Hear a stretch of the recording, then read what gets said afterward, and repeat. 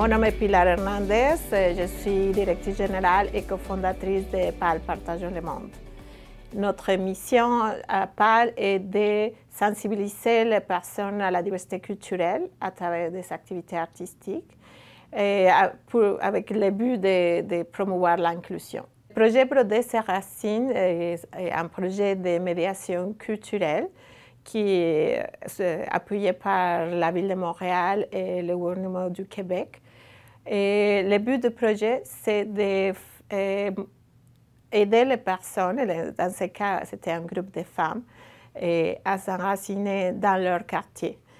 On a eu des participants de longue date, soit qui sont nés à Montréal, qui sont nés dans les quartiers ou qui sont déménagés depuis longtemps, mais aussi de nouveaux arrivants issus de l'immigration et aussi des différentes communautés ethnoculturelles.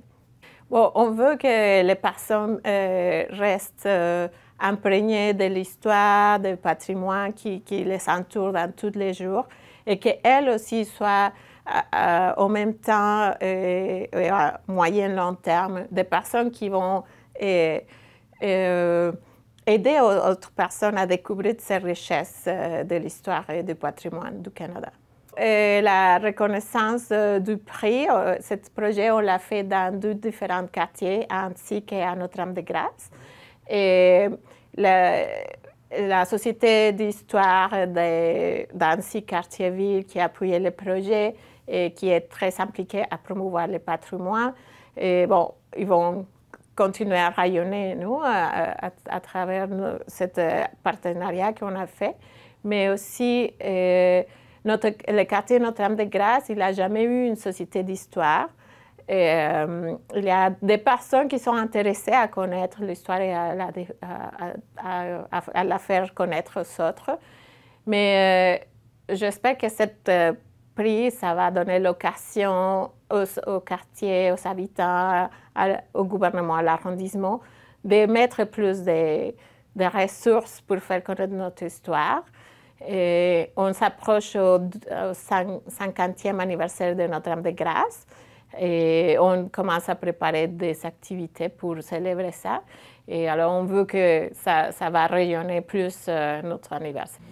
Oui, bon, moi, je suis une passionnée de l'histoire. J'étais pendant 20 ans restauratrice d'œuvres d'art dans les bibliothèques et archives.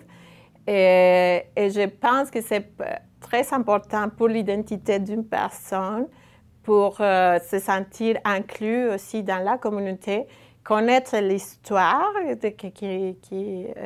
du quartier, les rues, les bâtiments, mais aussi faire connaître nos histoires.